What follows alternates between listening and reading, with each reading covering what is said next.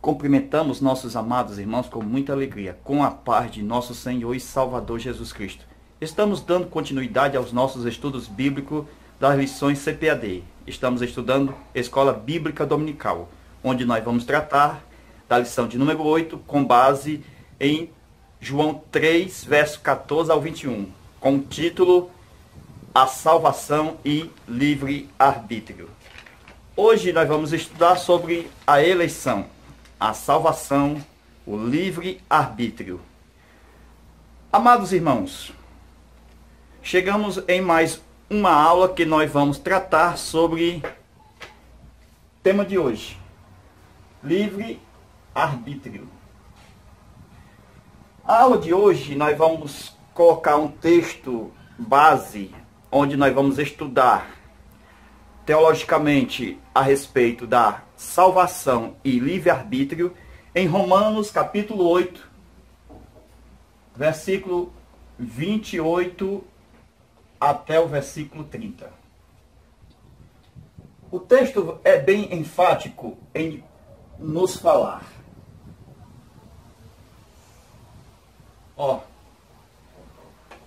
O texto vai dizer que o Senhor nos chamou.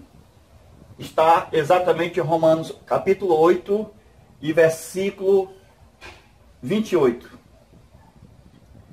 A este o Senhor conheceu. Os que conheceu, a este predestinou. Os que predestinou, a este chamou. E os que chamou, a este justificou. E os que justificou, a este glorificou. Então nós podemos observar essas 5 palavras que estão no livro de Romanos, onde Paulo vai tratar da eleição. O que é eleição? São 5 palavras. Então, eu não posso pegar a segunda palavra, eu não posso pegar essa palavra aqui e colocar ela como primeira. E colocar que o Senhor já predestinou. Como se essa palavra fosse definitiva. Definitiva. O que quer dizer isso?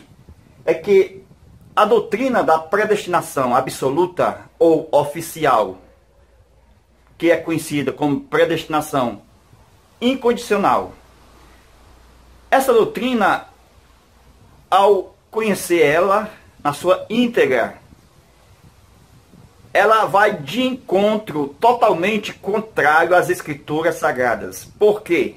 Porque as Escrituras nos vai informar que a destinação não está nestas palavras. A destinação está na glorificação futura. Então, só posso ser destinado quando eu for glorificado. Então, por isso que a glorificação, ela está na última palavra das 5. Então, tudo isso aqui eu tenho que passar. Seria muito assombroso ou sombrio acreditarmos que Deus preparou de antemão carimbandos para o inferno, alguns, e outros para o céu. Isso seria muito assombroso, porque todos nós estaríamos em apuro em afirmar aquilo que Deus não afirmou. E por isso eu dou glória a Deus, porque o Senhor não destinou, mas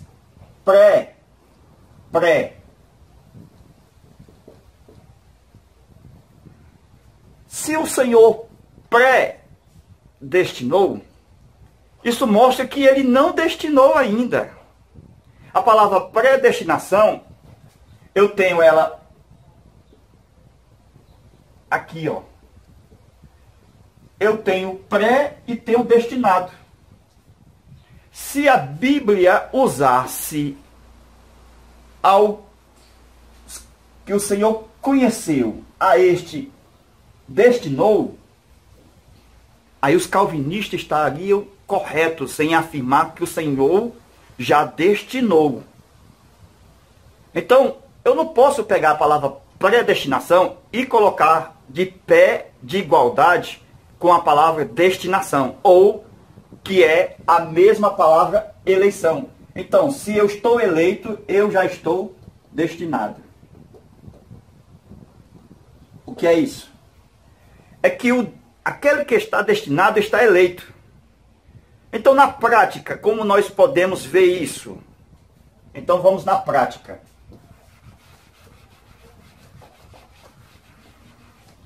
Na prática, nós podemos ver exatamente... Vamos lá, na prática. Deus cria os céus. Deus cria os anjos. E ensina os anjos, porque os anjos têm livre arbítrio. Os anjos têm livre arbítrio. Para os anjos não pecarem. Então, os anjos, eles teriam livre arbítrio para decisão, para decidir. Então era a decisão que eles iam passar antes dele ser eleito. Então, a Bíblia vai falar sobre a eleição dos anjos. Mas os anjos só seriam eleitos se eles decidissem estar do lado de Deus. Então, aqueles anjos que não pecassem, mesmo com a rebelião de Lúcifer, porque teve uma rebelião bem aqui, a rebelião de Lúcifer. Se os anjos não aderissem, não concordassem, não ficassem do lado de Lúcifer, eles seriam eleitos pela decisão deles mesmos, porque eles tinham livre-arbítrio. Então, o livre-arbítrio daria o direito de eles escolherem certo, para estar do lado do Senhor, eleitos. Por isso que nas cartas de Pedro vai falar sobre os anjos que foram eleitos. Então, os anjos que foram eleitos, eles usaram o livre-arbítrio e decidiram não se rebelar, mas estar com o Senhor eternamente. E diz a Bíblia que 2/3 eles ficaram eleitos. Isto é, não pecaram contra Deus. E a eleição dá garantia de direito da pessoa viver eternamente com santidade eterna, sem nunca mais pecarem. Então, os anjos foram criados no aspecto da imortalidade, ou seja, da glorificação. Então, os anjos já foram criados no estágio final, que é aquilo que nós almejamos. Qual é o estágio final nosso? O nosso estágio final é a glorificação. Por isso que Romanos 8, versículo 28 até o versículo 30, vai falar: a estes glorificou, que é a última palavra. Então, o Senhor cria os homens aqui. Então, os homens são criados aqui. Então, Deus cria o homem, Deus cria a mulher. Eles também têm livre arbítrio. Então, os homens têm livre arbítrio. Então, eles vão usar o seu livre arbítrio. Para quê? Para decidir. Então, o livre arbítrio decide. Então, eles vão decidir exatamente a sua eleição. A sua eleição vai estar aqui, ó. Como? Eles tinham que obedecer. Então, esse livre-arbítrio aqui decidiria estar do lado do Senhor, obedecendo a Deus, para estar eleitos com Deus. Então, nós observamos que o homem tinha que comer da árvore da vida. para poder exatamente nunca mais morrer. Então, se o homem decidisse com seu livre-arbítrio, que Deus respeita o livre-arbítrio, isto é a soberania de Deus, respeitar o livre-arbítrio, senão Deus não teria dado. Se fosse algo automático, o pecado, Deus não teria dado o livre-arbítrio. Então nós podemos observar que o livre-arbítrio dado por Deus a Adão não tirou de Deus a sua soberania. Isto mostra que os calvinistas estão errados em afirmar que a queda tirou o livre-arbítrio do homem. Por quê? Porque eles creem na soberania de Deus e o livre-arbítrio chocaria com a soberania, segundo a teologia calvinista. O que nós observamos é que Deus, mesmo soberano, ele dá o livre-arbítrio a Adão. E Adão escolhe por sua liberalidade fazer desobedecendo o seu Criador. Isto é, ele não come da árvore da vida, ele come da árvore proibida, a CBM, a árvore do conhecimento do bem e do mal. Com isso eles pecam e não são eleitos. Então, todos os homens aqui, 100% da raça humana aqui, pecaram. 100%. Os anjos foram melhores do que os homens, porque os anjos eles passaram alguns, ou a maioria passou. 1/3 se perderam. Aderiram a Lúcifer. Tornaram demônios, todos nós conhecemos. E foi um perigo para os anjos, porque eles foram criados já imortais. Com isso, a imortalidade dos anjos seria um perigo para eles. Porque se eles pecassem aqui, estariam perdidos para sempre. Então não teria plano de salvação, de redenção, não teria predestinação, não teria parente, um anjo morrendo por eles, não teria as palavras que nós temos em Romanos. O Senhor conheceu, o Senhor predestinou, o Senhor chamou, justificou e glorificou. Então não tem isso para os anjos. Por isso que foi um perigo para eles. Mas Deus havia advertido a eles. E na sua presciência, Deus via exatamente que eles usariam o livre-arbítrio e 2/3 estariam do lado do Senhor. Mas com os homens foi diferente. Nenhum deles passaram. Então, Deus, sabendo de antemão que os homens 100% pecariam, Deus não faz eles imortais. Por quê? Porque Deus não quer novos Lúciferes ou demônios. Se os homens foram criados imortais, ao pecarem, como todos pecaram, todos estariam nas mesmas condições de demônios, sem volta a Deus.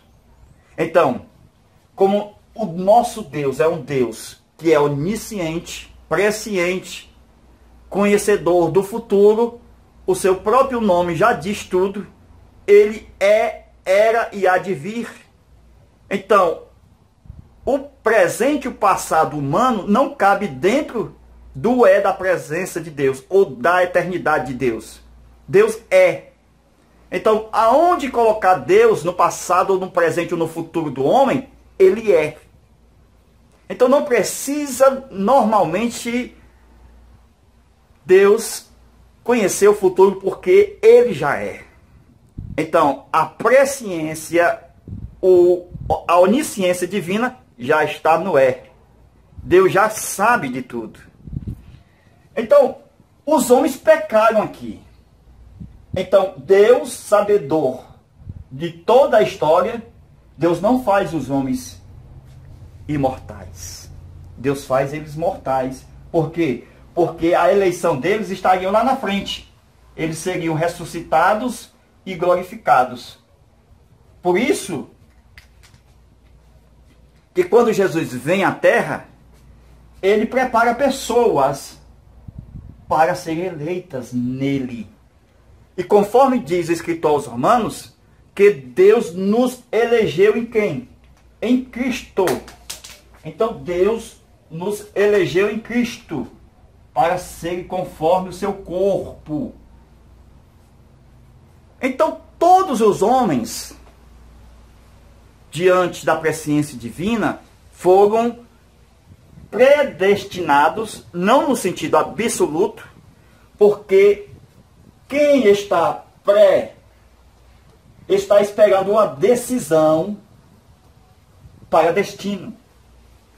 Então, quem vai a uma faculdade de ensino e fazer a sua pré-inscrição, ele não está inscrito oficialmente. Ele está apenas pré. Então, a pré-inscrição não lhe garante a sua inscrição. Ele só está pré. Então, oficialmente, ele não está. Por isso que Adão, quando foram criados, eles foram criados pré. Eles precisavam de um destino. Mas eles tinham que obedecer, usar o seu livre-arbítrio ao decidir obedecer ao seu Criador, para que eles vivessem eternamente comendo da árvore da vida. Esta era a decisão que Deus queria que ele tomasse. Mas eles desobedeceram. E o plano de Deus aqui, agora para o homem, é ser conforme a imagem do seu filho. Qual é a imagem do Filho de Deus?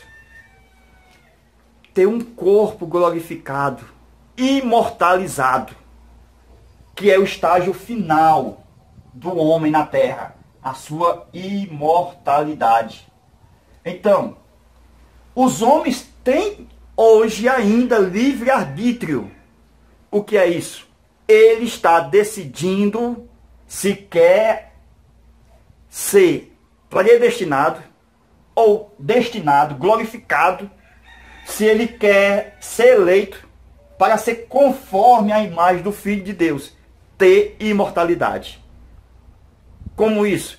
Decidindo, usando o seu livre-arbítrio, usando a sua decisão, se ele deseja exatamente estar ao lado do Senhor. Então, meus irmãos, nós observamos que Deus deu várias oportunidades aos homens na terra. Então, Paulo, ele usou seu livre-arbítrio. Então, estes homens aqui, ó, Paulo. Por quê? Porque ele estava usando o livre-arbítrio, rejeitando exatamente as verdades a Deus, na sua ignorância, servindo a sua religiosidade, matando os cristãos, pensando que estavam fazendo as coisas certas. Mas o Senhor lhe apareceu e disse a Paulo: duro é para ti recalcitrar contra os aguilhões. Então Paulo, ele poderia sim, diante da graça manifestada, resistir. Mas a palavra veio: duro é para ti se você resistir. Mas ele tinha livre-arbítrio. Isso lhe dava o direito dele resistir às palavras do Senhor. Mas ele teve que crer, irmãos. Por quê? Porque Jesus disse: vai até Ananias. E ele teve que usar o seu livre-arbítrio, decidindo ir até Ananias. E tinha que crer em Ananias. Ananias traria a resposta para ele, que ele seria exatamente abençoado pela imposição de mãos. E ele tinha que crer naquilo que Deus havia dito para ele ir até Ananias. Então nós podemos observar o seguinte: todas as pessoas que manifestaram a sua sinceridade na Bíblia, mesmo na sua religiosidade falsa, Deus manifestou a sua salvação. Por isso que numa igreja, quando a gente pergunta se tem pessoas ainda não crentes, se as pessoas sinceras levantarem as suas mãos, é o primeiro passo para Deus abençoar através da salvação, por causa da sinceridade. Então nós observamos o seguinte: Deus dá oportunidade de salvação. Oportunidade. Como? Através de visão, através da palavra, da Bíblia, através do Senhor Jesus morrendo na cruz do Calvário, são oportunidades. Então, essas oportunidades não garantem que ele será salvo. Eles precisam, com seu livre-arbítrio, segurar a oportunidade. Porque as oportunidades vêm. E feliz é aquele que segura a oportunidade. Ele tem que usar o direito de querer ou rejeitar a oportunidade que Deus lhe dá. Mas a oportunidade não é a garantia de que ele já está salvo. Ele tem que decidir aceitar a oportunidade. Aí nós observamos o seguinte, que aqueles que aceitam ao Senhor Jesus Cristo, eles podem negar. Ou seja, eles podem apostatar-se da fé. Todos aqueles que aceitam a Cristo, eles podem perder a fé. Isto é, eles podem perder a salvação. Então, a história de que uma vez salvo, salvo para sempre, não está na Bíblia. Por quê? Porque a Bíblia fala que existem pessoas que negarão o Senhor que o resgatou. Então, as pessoas creem em Jesus. Mas tem pessoas que negam depois. Isto é apostasia. Isto é coração gordo. Isto é exatamente espinhos. Isto mostra que as pessoas que creem no Evangelho recebem uma advertência. Aquele que vencer. Como? Todos os que creem em Jesus? Não. A Bíblia não fala que são todos os que creem em Jesus. Mas diante de crer em Jesus, ele tem que perseverar na fé. Para poder vencer. Então, por isso que aquele que está em pé, cuide para que não caia. O filho pródigo estava na casa do pai e saiu. Foi preciso que ele de si próprio, sem nenhuma intervenção, caísse em si, como diz o texto, e voltasse para casa. Por isso que a Bíblia mostra a história do filho pródigo, porque é verdade sim que alguém pode perder a salvação. Aí nós vemos no caso de Moisés, quando Moisés fala que seu nome pode ser riscado do livro da vida. É claro que Deus não fica riscando e apagando, escrevendo e apagando, escrevendo e apagando quando a pessoa se desvia e volta. Deus, ele escreve apenas uma vez e apaga só uma vez. Se a pessoa está desviada, o nome fica vermelho. Quando ela morre, Deus apaga. De uma única vez. O que nós observamos é que o Senhor bate na porta. Então, se ele bate na porta, segundo o que nós observamos, é porque ele está fora. Há pessoas que aceitaram a Cristo, mas por causa do mundo, eles negaram a fé e deixaram Cristo de fora. E Cristo bate na porta. Então, pessoas podem perder sim a salvação. Por isso que Jesus bate na porta. Eis que estou à porta e bato. E a Bíblia também fala que aqueles que estão de pé, tome cuidado para que ninguém tome a sua coroa. Então, alguém pode perder assim a salvação. Perder o galardão, a sua coroa. Nós observamos que aqueles que estão em Cristo, o que é isso? Os salvos, aqueles que foram batizados, aqueles que estão em comunhão com Cristo, os que nasceram de novo. Jesus disse, os que estão em mim são varas, mas se não der fruto, será cortado. Então tem varas que são cortadas. Ou seja, há pessoas que estão em Cristo, mas por negarem através da sua fé e as suas obras, eles estão cortados da videira verdadeira, que o Pai é agricultor. Isto mostra que eles estavam em Cristo, salvo, mas negaram a sua fé. Por isso que naquele dia o Senhor vai perguntar, porque alguns vão chegar diante do Senhor e vai dizer, mas em teu nome nós fizemos isto. Jesus disse, eu não vos conheço. Eram pessoas que negaram a sua fé em Cristo. Pessoas que aceitaram a Cristo, que uma vez o Senhor os resgatou e agora estão negando com as suas ações. E Jesus vai dizer naquele dia, eu não vos conheço. Então isto mostra exatamente o quê? Que Paulo vai ensinar em Romanos, capítulo 10, versículo 9 e 10, que a salvação ela é condicional. Por isso que ele usa a preposição se. Aí diz, com tua boca. É preciso que a tua boca fale com teu coração. Crer que Deus ressuscitou Jesus dos mortos. Então, Deus coloca no homem a fé e o homem tem que aceitar. Ou seja, tem que crer. O que é isso? Deus chega com a graça, Deus chega com sangue. Então, são dois agentes de Deus.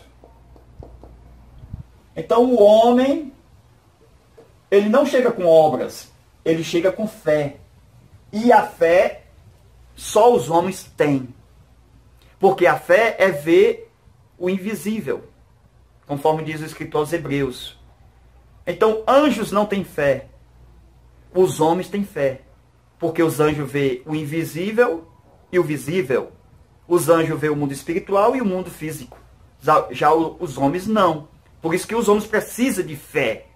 Porque Deus é invisível, está no mundo invisível. Está no mundo espiritual. E os homens só veem o físico. Por isso que a fé é necessária para ter um contato com Deus, por causa do mundo espiritual. E Deus não fez o homem ainda hoje para ver o mundo espiritual. Por isso que os olhos da alma do homem estão fechados. Deus ainda não criou com os olhos espirituais abertos. Satanás quis que esses olhos fossem abertos lá no Éden, mas Deus não fez ainda que os olhos da alma fossem abertos. Isto só será possível na eleição, na glorificação, na imortalidade, onde os nossos olhos serão totalmente abertos com a permissão de Deus na glorificação. Assim acontecerá no futuro conosco, aonde o Senhor nos glorificará para ser conforme a imagem do seu Filho. Então nós observamos que Deus amou o mundo de tal maneira, João 3,16. O que é isso? É que eles pegam lá a palavra mundo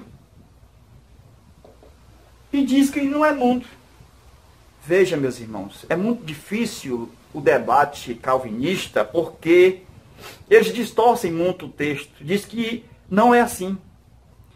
Mesmo que a Bíblia afirme várias vezes, porque Deus amou o mundo de tal maneira, Deus quer salvar todos, Deus ama a todos. Então nós observamos o seguinte, que Deus quer salvar todos os homens. Então, em várias passagens da Bíblia nós vemos que Deus quer salvar todos os homens. Ama todos os homens. Sempre tem a palavra todos. O que é isso? É que eles negam essas passagens bíblicas. Sempre com malabarismo teológico, eles querem negar as verdades bíblicas da qual o Senhor já determinou que assim fosse. Então nós observamos que eles dizem, se Deus amou o mundo, aí, segundo a teologia arminianista, que não é da Armênia, mas da Holanda, que ele foi exatamente, nasceu na Holanda, nós cremos que todos os que estão no mundo precisam crer, mas Deus amou a todos. Mas eles precisam crer. A condição para ser salvo, o mundo é crer. Porque está lá em João, que diz que ele veio para o mundo, mas o mundo amou mais as trevas do que a luz. Aí nós observamos que Jesus vai ao encontro do jovem. Se lembra daquele jovem? O jovem de qualidade, jovem rico. A Bíblia diz que Jesus o amou. E está escrito ali que ele amou, isto é, amou com amor de salvação, ou salvífico, certo? Então, Jesus amou aquele jovem, porque está escrito que ele amou aquele jovem. E diz a Bíblia que Deus não tem prazer na morte do ímpio. Então Deus ama o ímpio. E não quer que ninguém se perca. Está na Bíblia, está na Bíblia. Então, se ele amou o jovem rico, aquele jovem não foi salvo por quê? Já que ele, o Senhor, é soberano, e a sua vontade tem que prevalecer, por que que o jovem não foi salvo? Jesus queria salvar o jovem? Queria. Porque ele disse, vai, vende, e vem, e segue-me, e terás um tesouro no céu. Então ele amou com amor de salvação. Mas o jovem não foi salvo. Por quê? Porque ele tem livre-arbítrio. Ele escolheu a não ser salvo. Então a graça chegou para ele, mas ele resistiu à graça. Então as pessoas podem sim resistir à graça, que uma vez foi derramada lá na cruz, através da morte de Jesus, com seu sangue precioso, vindo para a remissão de todos os nossos pecados. Então, Jesus o amou. Aí surge agora a polêmica. Qual? A respeito das crianças. O que é isso? E agora? Deus já determinou todos os homens, uns para o céu e outros para o inferno, segundo a predestinação calvinista. Como é que fica as crianças agora? Elas estão no reino ou não? Então, se as pessoas são destinadas para o céu ou o inferno, como é que fica as crianças na doutrina calvinista? Por isso que muitos calvinistas ficam calados com a pergunta. Como é que Deus destinou as crianças? Como foi esse destino? Elas estão no reino? Então a resposta de Jesus bíblica é que as crianças estão no reino. Todas as crianças. Estas que ainda não usam a sua razão para determinar o que é certo e o que é errado. Então, Jesus já disse que essas crianças já são do reino. Mas a doutrina calvinista diz que Deus já determinou uns para o céu e outros para o inferno. Como é isso? Então, Deus já resolveu o problema das crianças. Algumas pessoas vão ficar do ponto de vista correto. Outras vão estar mostrando que há crianças no inferno, infelizmente. Outros vão dizer isso. E outros não vão responder. Pelo simples fato, porque é uma pergunta muito difícil para eles. Outra coisa interessante. Nós estamos estudando sobre livre-arbítrio. Livre-arbítrio. O que é isso? Está lá em Romanos, o nosso texto base. Nosso texto base está em Romanos. Então, Romanos, no capítulo 8, versículo 28 a 30, nós vamos ver essa predestinação aqui, ó. Predestinado. Certo? Então, primeiro o Senhor conhece. O que é isso? O conhecer de Deus. Olha, primeiro, é porque o Senhor, mesmo de uma forma desorganizada, as pessoas que vêm ao mundo com pecados, mesmo as pessoas que nascem doentes, Deus conheceu a todos. Isto mostra o seguinte, que o conhecimento de Deus é um conhecimento com presciência. Isto é, ele usa a presciência não para tirar o livre-arbítrio do homem, mas a presciência de Deus, que é esse conheceu aqui, que o Senhor conheceu, é a sua presciência, a sua onisciência, ele usa não para tirar o livre-arbítrio. O homem vai usar o livre-arbítrio aqui, mas o Senhor conheceu, porque a sua presciência está ativa para atuar onde? Para atuar a sua misericórdia. Então, Deus usa o seu conhecimento, a sua presciência, não para tirar o livre-arbítrio, mas simplesmente para usar de misericórdia, porque sabe que o homem vai cair no buraco. Tem um inferno lá na frente. Aí Deus se antecipa. Misericórdia. E o homem, ele decide se aceita ou não esta graça, esta misericórdia divina. Então, quando diz que o Senhor conheceu essas pessoas, porque esse conhecimento é o conhecimento de todos os homens. Porque todos os homens, ele tem suas vocações. Então Deus conheceu aqui. Por isso que está aqui, ó. O Senhor conheceu a capacidade de cada pessoa aqui, antes que ela nascesse. Deus já conheceu, porque todas são capazes. Todas têm capacidade de exercer um dom. Por isso que nos talentos dos dons, vai dizer que o Senhor deu um. No mínimo tem um, irmãos. No mínimo tem um dom. Então Deus conheceu a todos e predestinou. A predestinação não é destino. Eles não estão destinados aqui. A predestinação é exatamente uma pré-indicação para o futuro. Ou seja, Deus já predestinou aqui o quê? Indicando eles para o futuro. Então eu quero que eles sejam assim. Então, Deus já mostra o futuro aqui, a maneira que Deus predetermina as coisas aqui, para que eles sejam conforme o Senhor predestinou, para serem conforme a imagem do seu Filho. Mas só que a predestinação requer uma decisão. Requer uma decisão. Por quê? Porque vai ter o chamado aqui. Então, Deus chama os predestinados. Como é isso? O chamado é exatamente para fazer parte do propósito que foi estabelecido, tá certo? Para atender o quê? A sua predestinação. Ou seja, é o terceiro passo, o chamado. Terceiro passo. Já no quarto, nós temos o quê?